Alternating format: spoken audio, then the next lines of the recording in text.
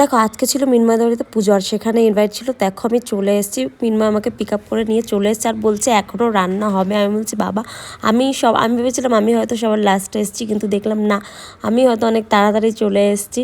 তখনও পুরোপুরি সবাই এসে পারেনি। তাও দেখো এখানে রান্না করছে বৌদি, রিম্পা পুজোর গোছাগুছি করছিল। আর এই দেখো রিয়াদি চলে এসছে।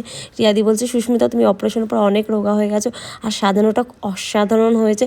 তোমরাই কমেন্টে বলো যে সাজানোটা কতটা সুন্দর হয়েছে। আমি সাজিয়েছি আর রিম্পা আমাকে একটু হেল্প করেছে। আর এই দেখো মিঠুন চলে এসছে। আর এই দেখো এখানে পুজো হচ্ছে। পুজো হওয়ার পরে আমরা একটু বসে বসে পুজো দেখে নিয়েছিলাম। আর আমার এত ঠান্ডা লাগছিল, আমি চাদর গায়ে দিয়ে বসেছিলাম।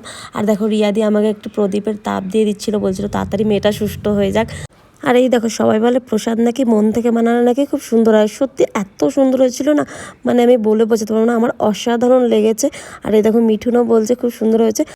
সীমা আর শঙ্কর আসতে অনেকটা লেট করে দিয়েছিল, তো ওদের সাথে দেখা করে টাটা বাই বাই করে আমিও বাড়ি চলে গেলাম। বাই।